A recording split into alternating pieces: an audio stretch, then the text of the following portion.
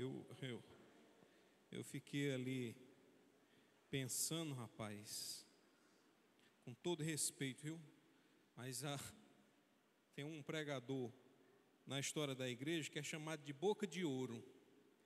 Mas a mãe do pastor César, a avó no caso, do pastor César, superou, viu? Com os dentes da mulher fizeram um par de aliança, um brinco, um cordão.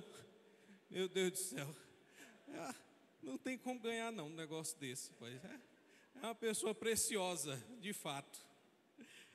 Irmãos, sem perca de tempo, abra sua Bíblia em Amós, capítulo de número 4, a partir do verso de número 12. Amós, capítulo 4, a partir do versículo de número 12. Nós vamos fazer a leitura de dois versos, o verso de número 12 e o verso de número 13.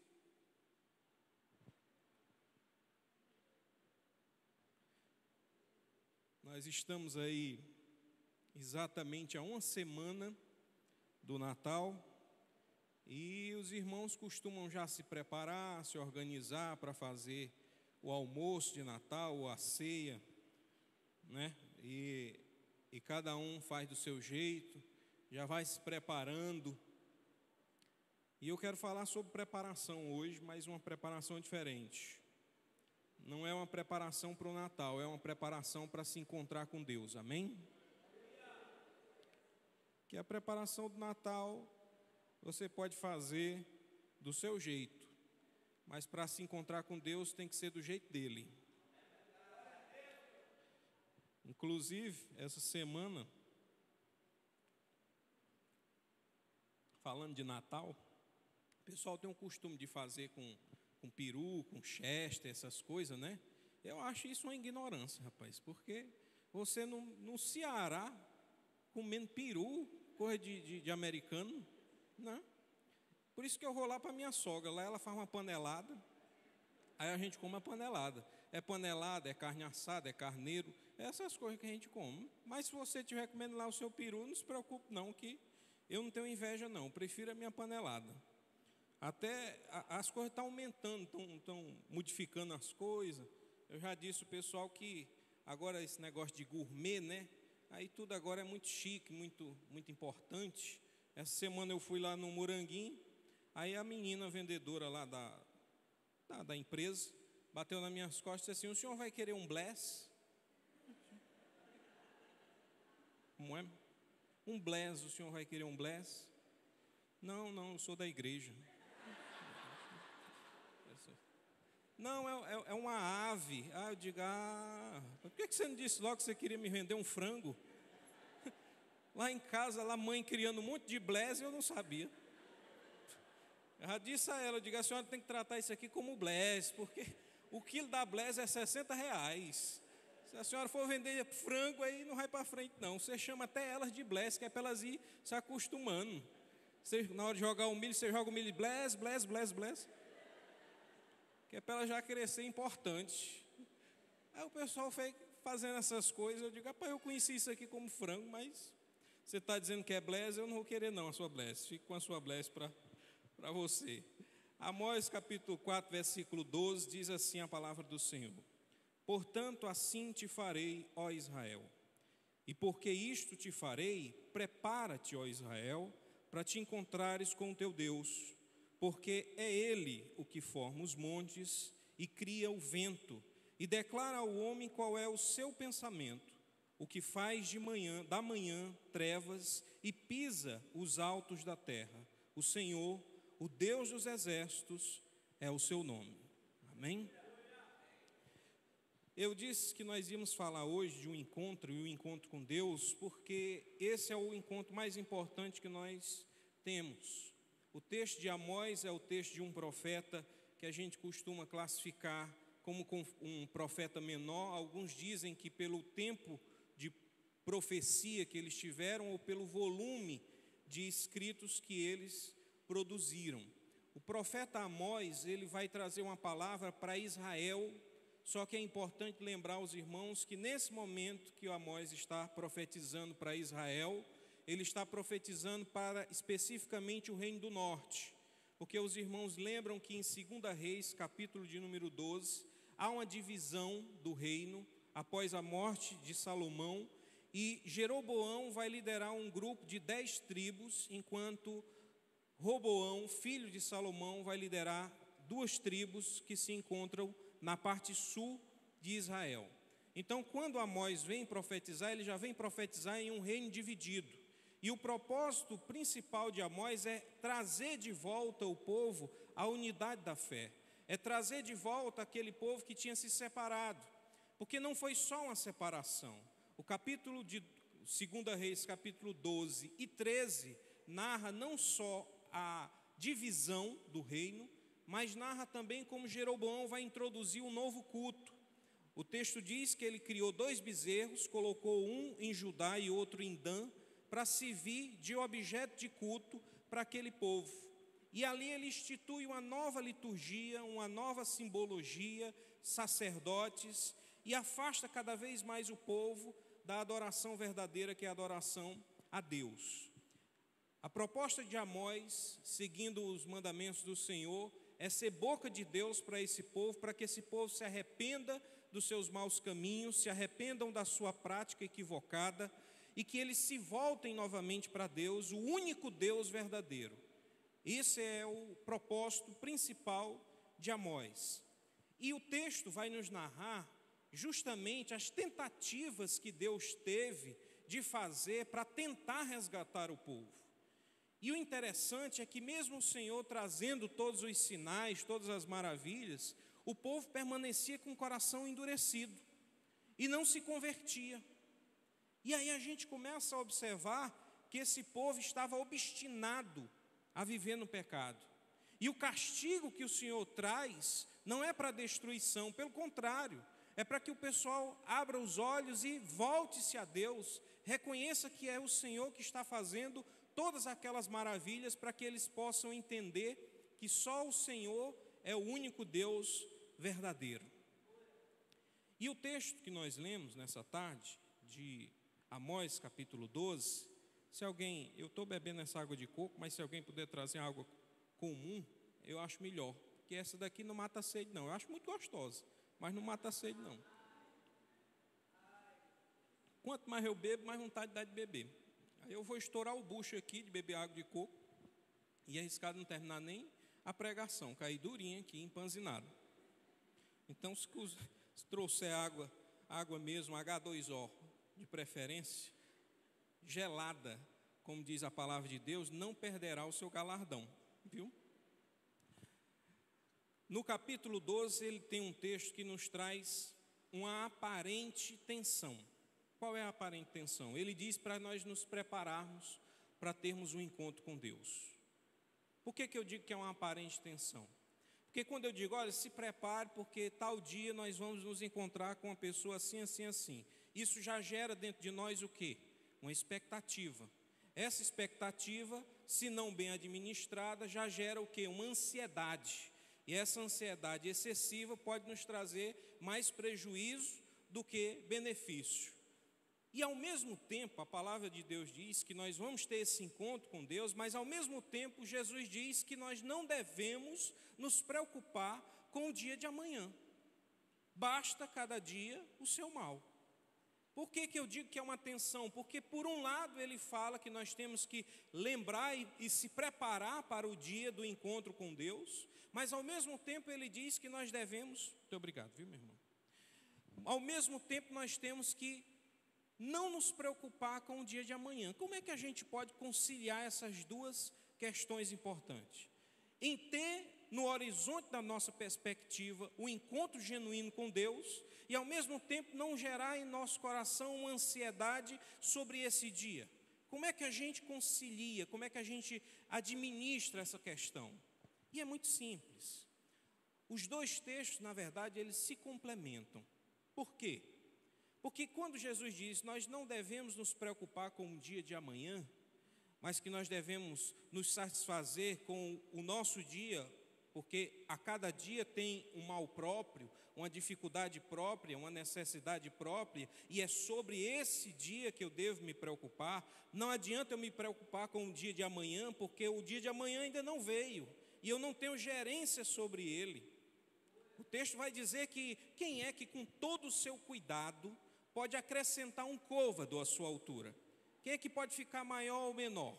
Quem é que pode ficar mais importante ou não? Não tem como, tem coisas que não estão sobre a nossa gerência, nós não dominamos, não temos o controle sobre ela. Por isso, o Senhor já diz, sobre essas coisas não adianta haver ansiedade. Você deve satisfazer-se com o seu dia, com aquilo que você pode fazer, com aquilo que você tem de fazer naquele dia.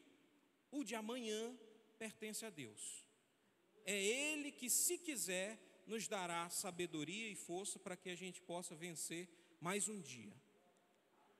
É nessa mesma perspectiva que nós temos que lembrar que esse encontro com Deus que nós esperamos um dia, e certamente virá, porque quem prometeu foi Deus, e a palavra de Deus diz que Ele não é homem para que minta, e nem filho do homem para que volte a sua palavra atrás. Se Ele prometeu que Ele volta, Ele volta. E nós esperamos ansiosamente a sua vinda. E aí? E aí que você tem que fazer o que o texto diz. Esperando aquele grande dia de termos um encontro com Deus, devemos viver hoje, nos preparando para esse dia. Então é pensando hoje no que é que eu posso fazer para obedecer, para seguir os mandamentos do Senhor, fazer a vontade de Deus, sabendo que o que eu faço hoje é que vai determinar o meu futuro, é o que vai determinar o meu encontro com Deus, porque não se esqueça, irmãos, e não se deixe enganar, todos, diz a palavra de Deus, o apóstolo Paulo, se não me falha a memória, em 2 Coríntios capítulo 5, ele vai dizer que todos vão se encontrar com Deus, todos hão de comparecer diante do tribunal de Deus, todos hão de prestar contas com o Senhor, todos, homens justos, homens, mulheres justos e ímpios vão se encontrar diante do tribunal de Deus. Para quê? Para receber segundo as suas obras. É isso que a palavra de Deus nos ensina. Então todos nós vamos prestar contas um dia. E todos nós vamos receber aquilo que nós fazemos todos os dias. Então eu não fico na ansiedade de ver quando é que Jesus vai voltar. Será que é agora? Será que é amanhã? Será que está mais perto? Será que está mais longe? Não, essa ansiedade não cabe a nós. Como diz a palavra de Deus, o dia e a hora da sua vinda, ninguém sabe, só o Pai. É Ele que determina todas as coisas. Agora, o que é que eu tenho que me preocupar? No dia de hoje, se eu estou vivendo hoje em santidade, se eu estou vivendo hoje para a glória de Deus, se eu estou vivendo hoje de acordo com a vontade do Senhor e na expectativa da sua vinda. Essa é a minha preocupação, no dia de hoje. Não é no de amanhã, não é se ele vai vir daqui a pouco ou não. E nós temos que prepararmos, irmãos. Por quê? Os irmãos devem saber, devem ter ciência disso, porque foi noticiado essa semana um rapaz jovem, cantor, um ministro de louvor, que cantando faleceu, teve um ataque fulminante, faleceu, ali, na hora que estava adorando a Deus. Eu espero e acredito que ele esteja conectado com Deus, com seu coração reservado apenas à glória de Deus, e que, se ainda que ele tenha partido, se ele partiu para Cristo, e isso é a melhor coisa que possa existir. Porque, como já foi dito hoje aqui, o morrer é lucro. O viver para nós é Cristo, e o morrer é lucro. Porque quando nós morremos, nós não perdemos nada, pelo contrário, nós alcançamos a promessa.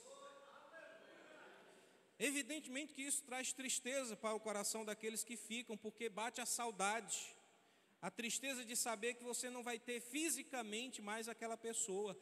Mas isso não é para nos entristecer, meus irmãos. Isso é para nos lembrar que todos nós, um dia, vamos partir. Um dia vamos nos encontrar com Deus. Uns vão mais cedo, outros mais tarde, mas todos vão comparecer diante de Deus um dia. E aquele jovem faleceu. E eu lhe pergunto, será que ele sabia que aquele dali era o dia que ele ia ter um encontro com Deus? Será que ele sabia que aquele dali era o último louvor que ele ia cantar? E eu pergunto, será que você sabe quando é que Jesus vai voltar? Talvez para você ou para mim, porque a vinda gloriosa dele já está prometida. Mas como eu disse, para alguns ele vai vir mais cedo, para outros só naquele grande dia. Porque como diz a palavra, nem todos dormiremos, mas todos seremos transformados. Então, quando Jesus voltar, uns já estarão dormindo na glória, outros estarão aqui vivos, mas todos serão transformados pela glória de Deus, porque a Bíblia diz que nem carne nem sangue herdará o reino de Deus, mas é necessário que este corpo corruptível se revista de incorruptibilidade e o que é mortal se revista de imortalidade, e aí se cumprirá a palavra do Senhor: tragada foi a morte na vitória. Jesus Cristo é que nos garante essa vitória e este corpo glorioso. Como a Bíblia diz, assim como Jesus ressuscitou, nós há de ressuscitarmos também naquele grande dia, com um corpo glorioso, como Cristo Jesus recebeu para a glória de Deus.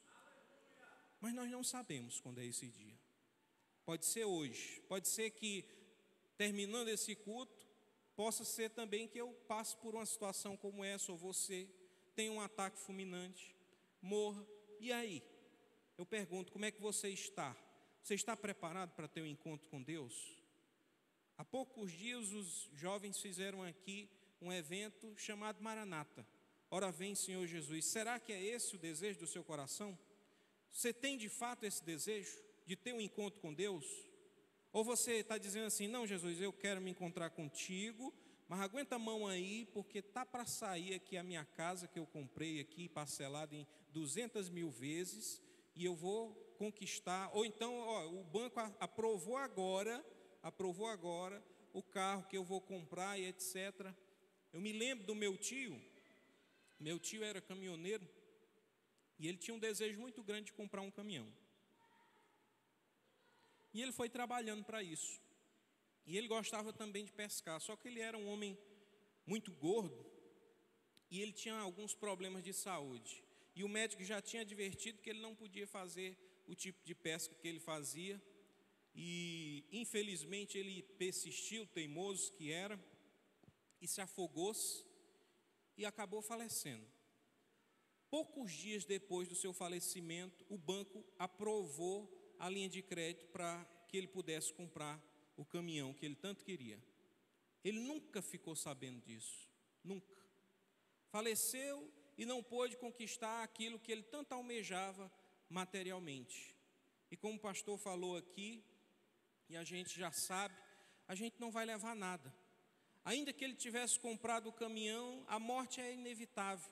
E um dia o caminhão ia ter que ficar, e ele ia partir. Do mesmo jeito que um dia nós vamos partir. E tudo que nós acumulamos, e tudo aquilo que nós conquistamos, e que aquilo que nós almejamos, vai ficar. Quando nós chegarmos lá, é só eu e você diante de Deus.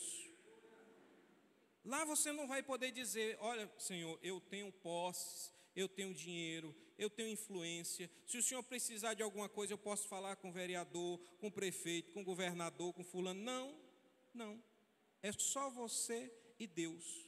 E você não tem com o que barganhar com Deus, porque a Bíblia diz que Ele é dono de tudo.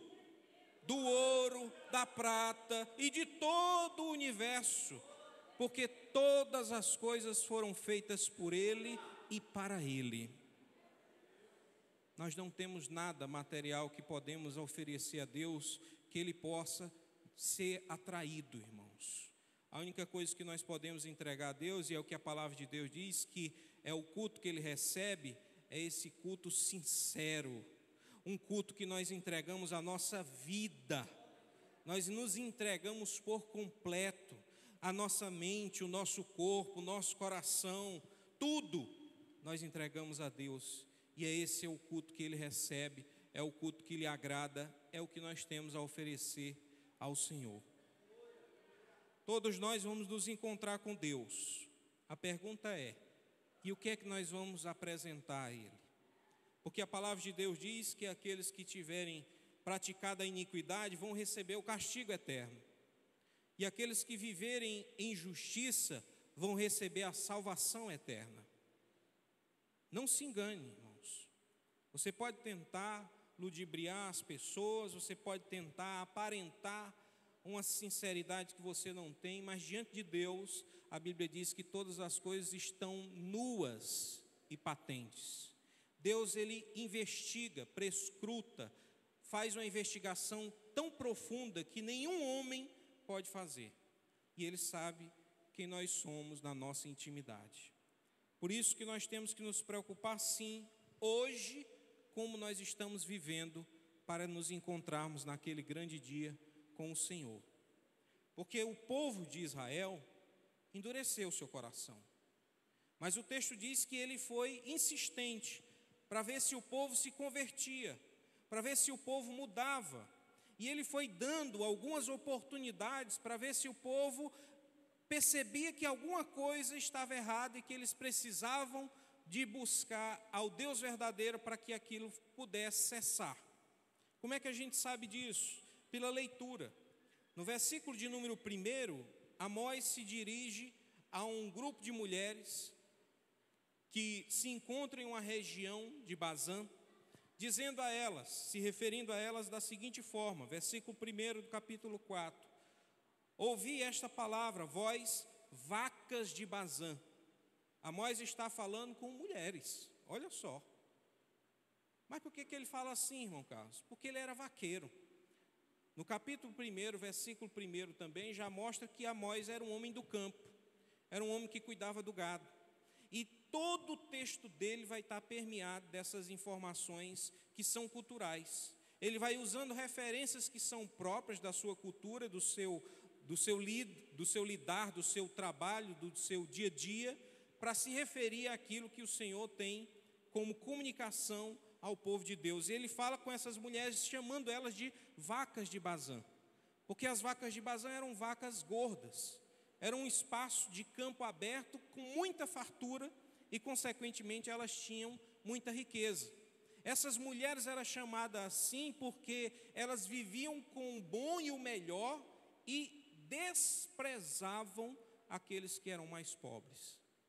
O texto vai dizer, se você voltar a alguns capítulos anteriores, que a denúncia que Amós faz é que o povo de Israel estava negligenciando aqueles homens e mulheres mais pobres. Ele vai dizer que eles, na verdade, criavam situações para aproveitar da pobreza do povo e tomar até as filhas desses homens como escravas. E esse é uma demonstração de uma divisão social em que existe uma classe, uma elite que sobrepõe-se a um grupo majoritário, mas muito pobre, e sobrepõe-se sobre eles de uma maneira a enriquecer às custas da pobreza daquele povo. E o Amós se levantou como profeta de Deus para denunciar esse pecado. Veja só, irmãos, eu não estou dizendo que o enriquecimento é algo pecaminoso. Pelo contrário, se não me falha a memória, em Provérbios capítulo 10, versículo 24, ele vai dizer que a bênção do Senhor é que enriquece e não traz consigo dores. Então Deus nos enriquece, Deus acrescenta à nossa vida riquezas, bens, e não há problema no enriquecimento. O que há problema é no amor ao dinheiro, como diz a palavra de Deus. É quando você faz da riqueza material o seu Deus, e você se confia porque você tem bens, porque você tem posses, porque você tem recursos. Meu irmão, se a sua confiança está sobre essas coisas, a palavra de Deus diz que você é semelhante ao homem que construiu a sua casa sobre a areia. E vendo o vento forte, as ondas, arrasta tudo isso e não fica nada. Ele vai dizer que o rico que confia na sua riqueza é como uma flor do campo, que batendo um sol mais forte, acaba tudo. Ela murcha, ela seca. O problema não é o enriquecimento, o problema é quando você torna a riqueza algo mais importante do que o Deus que você serve. E o que o povo de Israel estava fazendo era isso. Eles estavam procurando nos bezerros de Jeroboão a riqueza e a prosperidade que eles queriam. Mas o Senhor está trazendo a informação uma advertência para que esse povo se converta. No versículo 2 ele diz: jurou o Senhor Jeová pela sua santidade. Veja só o extremo poder de Deus e a sinceridade que ele tem para com aquilo que vai ser dito, porque ele não está prometendo nada além do que a sua própria santidade. Ele disse: eu estou jurando pela minha santidade, o que eu vou fazer é mais fácil eu perder aquilo que eu estou dizendo do que eu perder a minha santidade. Então ele disse: a minha santidade aqui será o fiador do que está sendo dito. Tamanha a importância do que ele vai dizer. Ele disse: jurou o Senhor Jeová pela sua santidade, que dias estão para vir sobre vós, em que vos levarão com anzóis e as vossas descendências com anzóis de pesca. E saireis pelas brechas, uma após outra, e vos lançarei para Hermon, disse o Senhor. Aqui, Amós está falando dos assírios que haveria de vir sobre a tribo do norte, sobre as 10 tribos do norte, e como eles seriam transformados em escravos. E os irmãos devem lembrar que a tribo do norte ela foi extirpada. A única tribo que prevaleceu foi a tribo do sul, aquelas únicas 2 tribos que permaneceram. E terminou assim por quê? Porque o povo não ouviu a voz do Senhor, endureceu seu coração e continuou obstinado em viver em pecado. No versículo 4 ele diz: vinde a Betel e transgredi, a Gigal e a multiplicai as transgressões, e a cada manhã trazei os vossos sacrifícios, e 3 em 3 dias os vossos dízimos. Ofereceis sacrifícios de louvores do que é levedado, e apregoais sacrifícios voluntários e publicai-os, porque disso gostais, ó filhos de Israel, diz o Senhor Jeová. O que é que Deus está dizendo? Deus está dizendo que aquele povo, por mais que eles fossem fiéis à liturgia, estavam ali sacrificando todos os dias, de 3 em 3 dias trazia o dízimo, trazia as ofertas, mas eles estavam fazendo um culto que não agradava a Deus. E eu lhe pergunto: qual é o culto que você tem ofertado ao Senhor? Porque veja só, quando nós saímos de casa, toda vez eu costumo dizer isso, para reforçar, na palavra de Deus, a palavra trata o culto sempre como um serviço. E quando é serviço, é trabalho. Então, quando eu pergunto, quando você falta ao seu trabalho, o que é que acontece? Você sofre de alguma forma, não é não? Ou você vai ser punido financeiramente, ou de outra natureza. Então você falta, você deixa de receber aquele dia que você faltou.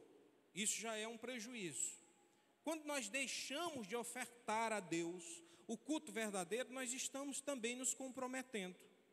Então, quando você deixa de servir ao Senhor, e culto é serviço, culto não é entretenimento, então ninguém vem para assistir o culto, a gente vem para ofertar um culto a Deus, participar a Deus aquilo que nós queremos, com louvores, com adoração, com as ofertas, mas tudo isso é um culto que nós estamos prestando a Deus.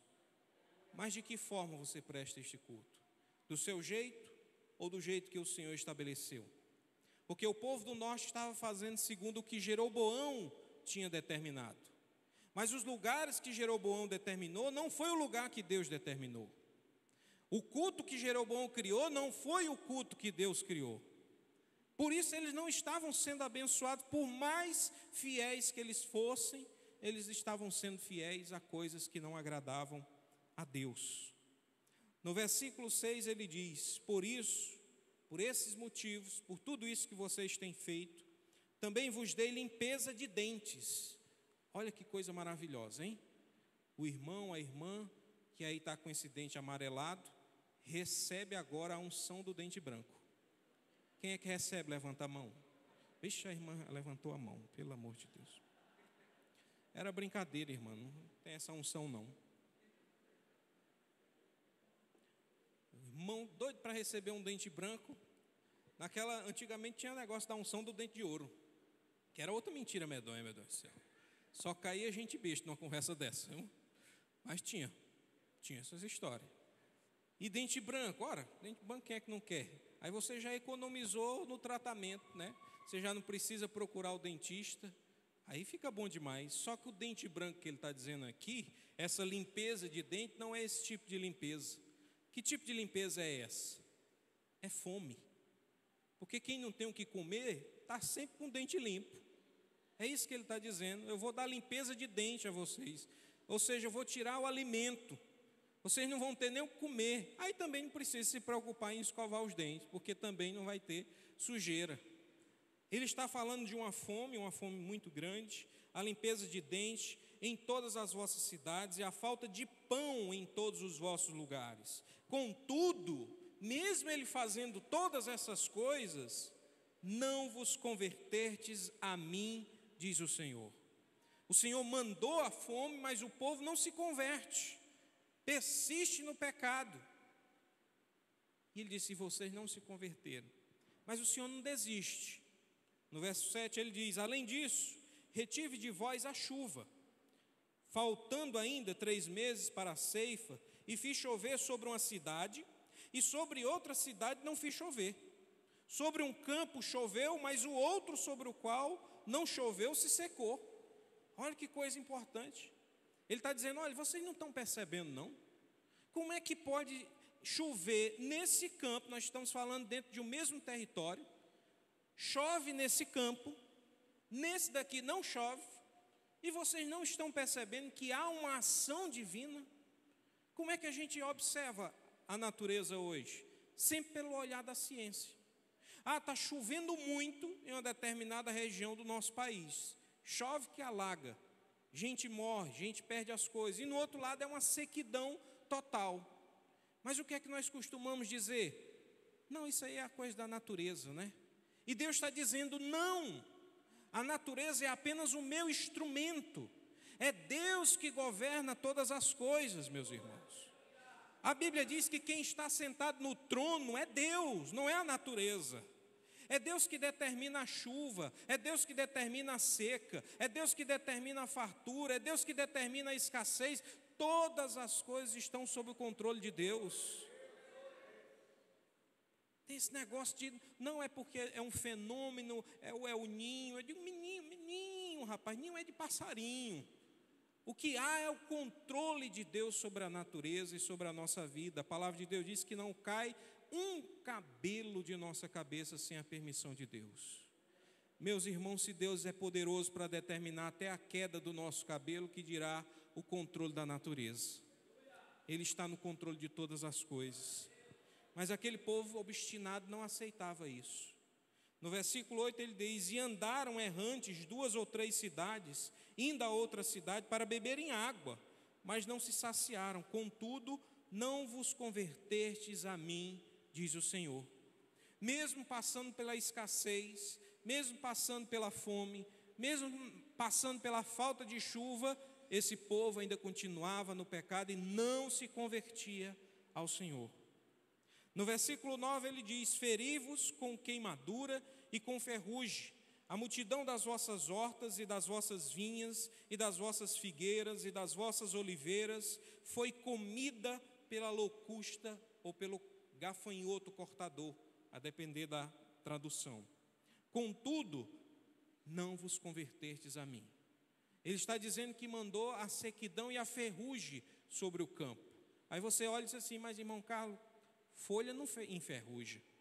Aquele aspecto amarelado, ressequido, era sobre isso que Amós estava falando. É essa sequidão que ele mandou sobre o campo. E aquilo que não se secou, o gafanhoto comeu. Faltando tudo, o campo foi castigado, a cidade foi castigada, o povo está sendo açoitado, mas o texto diz que eles não se convertem ao Senhor. No verso 10 ele diz: enviei a peste contra vós, à maneira do Egito. Olha só, Amós faz questão de dizer: vocês lembram do Egito? Vocês lembram das pragas que eu enviei sobre o Egito? Estou enviando e enviei sobre essa cidade, sobre este povo, as mesmas pragas. Sabe isso? O que isso quer dizer? Quer dizer que aquele povo era tão pecador quanto o povo do Egito. E o Senhor está castigando. E está castigando. E aí alguém pode olhar e dizer assim: como é que Deus pode ser tão cruel e fica só castigando o povo dele? Pelo contrário, meus irmãos, Pelo contrário, este castigo aqui não é para destruição. Como diz o texto em Provérbios capítulo 3, versículo 12, porque Deus açoita o filho que ama. Ele corrige. Esse castigo não era para destruição, era para que o povo se convertesse, para que o povo entendesse que a fartura, que a prosperidade é enviada por Deus. Ou você está achando que você tem o que tem porque você é a pessoa mais inteligente do mundo, que você sabe articular, que você tem contatos, que você tem posse, riqueza. Não, meus irmãos, a prosperidade vem do Senhor. É Ele que enriquece, inclusive o ímpio. Mas é para quê? Para castigar o ímpio também. Porque a palavra de Deus diz que Ele coloca o ímpio em lugares altos, em lugares onde ele possa desfrutar do seu poder aquisitivo. Mas isso funciona para ele como se fosse uma rampa. Ele desliza e cai. Mas os que confiam no Senhor, esses sim são enriquecidos, e enriquecidos com a bênção do Senhor. Bênção essa que enriquece, não traz consigo dores. Ele envia a praga, como ele diz, a modo do Egito. Os vossos jovens matei a espada, e os vossos cavalos deixei levar presos, e o fedor dos vossos exércitos fiz subir aos vossos nariz. Contudo, não vos convertertes a mim, diz o Senhor. No versículo 11 ele encerra dizendo: subverti alguns dentre vós, como Deus subverteu Sodoma e Gomorra, e vós fostes como um tição arrebatado do incêndio. Contudo, não vos convertertes a mim. Amós fala por 5 vezes sobre a questão da conversão que não acontece. Deus castiga com fome, Deus castiga com escassez, Deus castiga com peste, Deus castiga com morte, Deus castiga com escravidão, e o povo obstinado não se converte. Eu lhe pergunto, meu irmão, até quando você vai ficar quebrando a cabeça, insistindo no pecado, insistindo no erro? Eu quero lhe dizer que enquanto você viver assim, não haverá prosperidade na sua vida. Enquanto você viver do engano, da mentira, da usura, você não vai prosperar. Porque é assim que o Senhor diz à sua igreja. A igreja do Senhor, meus irmãos, não é enriquecida por meios ilícitos. Quem enriquece a igreja do Senhor é o Senhor da igreja. Por isso, não viva de qualquer jeito, viva uma maneira justa, sabendo que um dia nós vamos ter um encontro com Deus. E se você está apanhando, se Deus está trancando, fechando as portas, como a palavra de Deus diz, só Ele tem a chave de Davi, que abre portas que ninguém abre, e fecha portas que ninguém pode abrir. Se Ele está fechando as portas para você, é para que você se converta. Por isso eu digo nessa tarde, se você ouvir a palavra do Senhor, não endureça o seu coração, mas se volte a Deus, abandone o pecado e passe agora a viver uma vida conforme a vontade do Senhor. Fiquemos de pé para encerrar.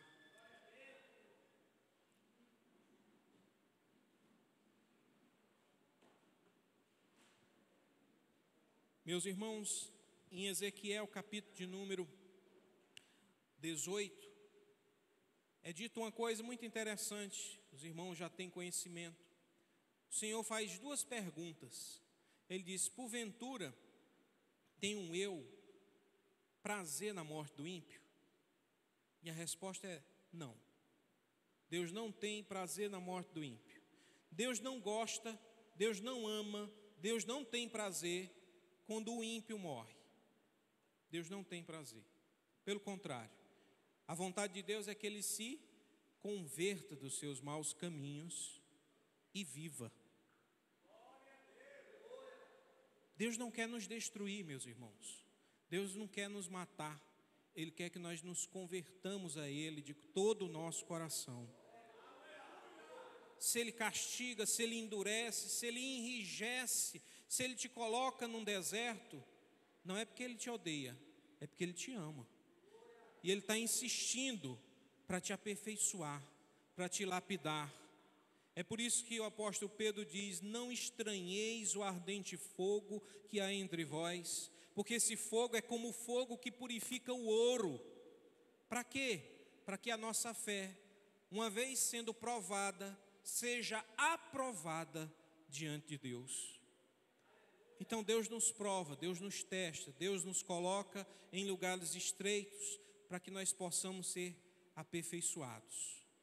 E é por isso que eu estou aqui nessa tarde para pregar para você e lembrá-lo que um dia nós vamos nos encontrar com o Senhor. Em Amós há uma palavra sobre arrependimento, sobre conversão. E o Senhor fez 5 tentativas, pelo menos, e o povo insistiu em viver no pecado. Já não havendo mais o que fazer, ele diz: te prepara, ó Israel, para te encontrares com o teu Deus. Você não se converteu, você não aceitou os sinais que Deus colocou na tua vida, pois agora te prepara, porque agora tu vai ter o encontro com Deus. E quando você chegar diante de Deus, irmão, em pecado, o que é que você espera receber? Naquele dia, aí já não haverá mais apelo, porque a Bíblia diz que após a morte segue-se o juízo. Após a morte não se segue o processo, segue-se o juízo, segue-se a sentença. Depois que se morre, recebe-se a sentença de como nós vivemos. Se vivemos em santidade, a sentença é favorável. Se vivemos em pecado, a sentença é negativa. Por isso a palavra de Deus diz: nós devemos buscar o Senhor no dia que se chama hoje. Hoje é o dia de se arrepender, porque aquele que se arrepender dos seus pecados será perdoado, diz o Senhor. Por isso eu peço que agora você reflita, enquanto os irmãos ministram o louvor, você reflita como é que está a sua vida, como é que você está hoje. E se Jesus voltasse hoje, e aí? Será que você partiria para a glória ou você partiria para o tormento eterno? Meus irmãos, eu não quero ver ninguém no inferno. Eu quero ter o prazer de encontrá-los todos naquele lugar que o Senhor preparou. Mas isso não depende de mim, depende de cada um de vocês. Por isso, insistam, persevere na fé que o Senhor te deu.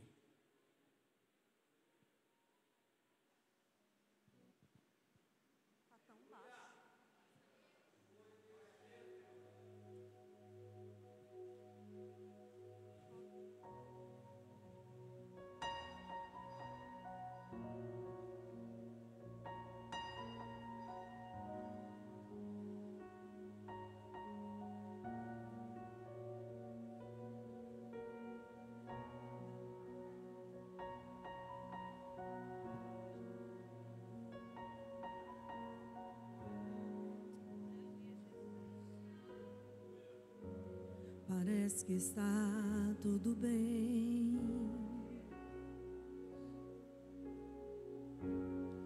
Para todo mundo está tudo bem, mas eu conheço o teu coração. Conheço você por dentro e por conhecer. Quantas vezes está sorrindo, mas por dentro está chorando. Por fora tem a cicatriz, mas por dentro está sangrando. Mas eu conheço o teu coração. Conheço você por dentro. Antes de eu começar a minha obra em sua vida, lá no ventre da sua mãe, a sua história eu já tinha escrito, filho. E só parece que é o fim que vai morrer, e o desespero toma conta do teu coração. Mas eu não perdi, não. Mas eu não perdi, não. O controle, não. Eu não perdi o controle, não, não. Não perdi o controle, não. Eu não perdi o controle. A sua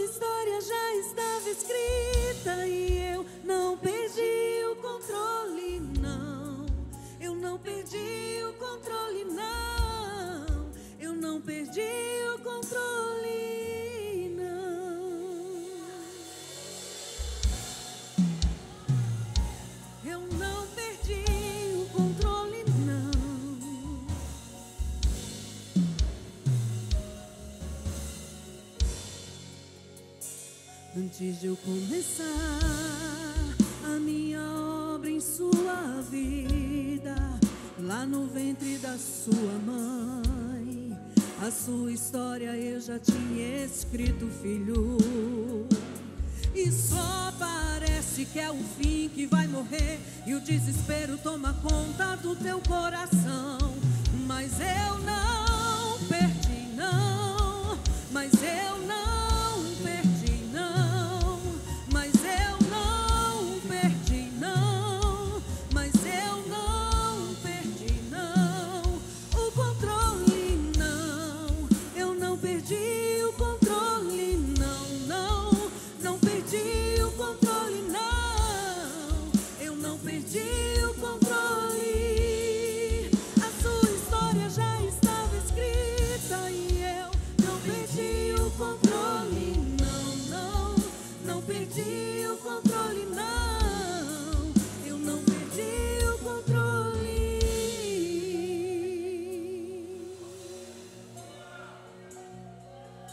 Preste muita atenção.